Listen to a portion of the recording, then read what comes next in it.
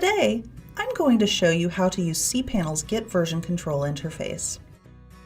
Not sure what Git is, or why you'd want to host repositories on your cPanel account? Git's version control software tracks changes in a system of files that multiple users can manage simultaneously. While Git's main use is software development, you can use it to maintain any set of files. It does all of this through the use of repositories. Each repository in Git stores a project's files and the revision information for those files over time. Let's go ahead and log into cPanel. And here we are in the cPanel Home interface.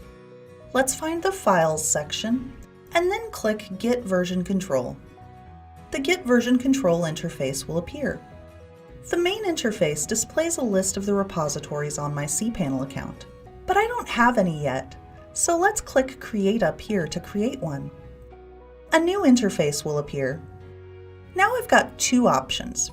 The Clone a Repository toggle over here determines whether I want to clone a repository from somewhere, maybe on GitHub. Cloning means that I'm making a copy of the repository I clone. The interface enables cloning by default. If you're cloning a repository, you also need to enter your clone URL in the Clone URL text box. You get this URL from wherever you're storing the repository you're going to clone. For most repository hosts, it's pretty easy to find. I'm cloning cPanel's SSP repository from GitHub.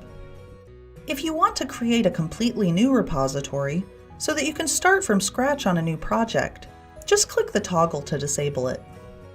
Next, in the repository path text box, enter the path that you want to store the repository in. If the directory doesn't already exist, the system will create it along with the repository. If files are in that directory but it's not a Git repository yet, cPanel will know to leave your files alone and just turn it into a repository for you.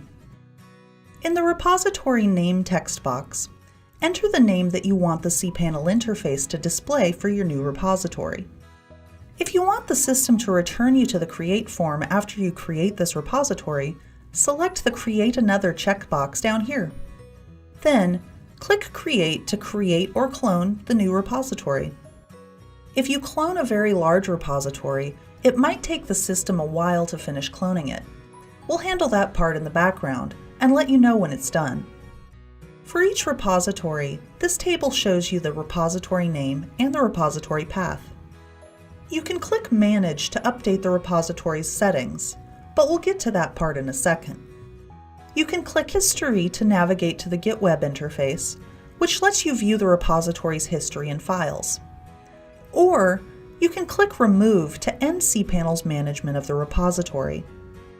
After you click Remove and then confirm the action, you won't see the repository in the interface anymore, but we won't touch the files in the repository.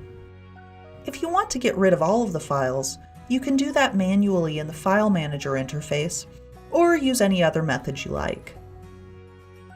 If you want to see more information about the repository, click the arrow to the left of the repository name.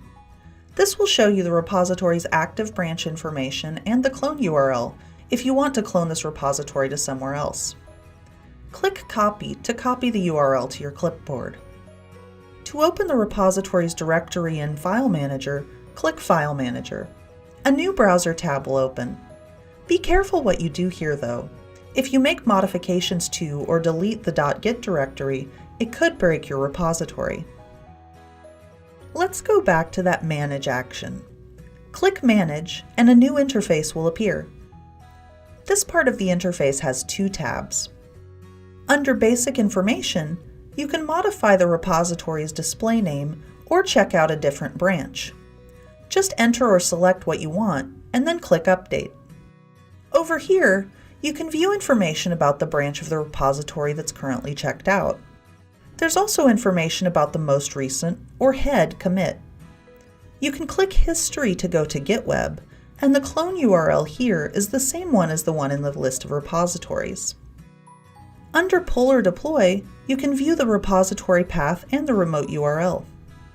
You can see the currently checked out branch and head commit information here too.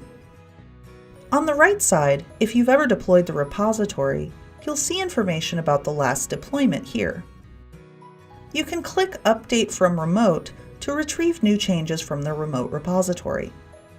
Click Deploy Head Commit to deploy new changes from the cPanel hosted repository. If you want to know more about deployment and how it works, watch our Git Version Control deployment videos for all the details. For more information about cPanel, visit cPanel.com or follow @cPanel on Twitter. Thanks for watching, and happy automating!